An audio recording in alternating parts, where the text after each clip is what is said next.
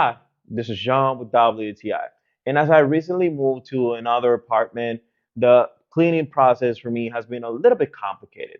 But this is where the scrubbing bubbles drop-ins comes into place.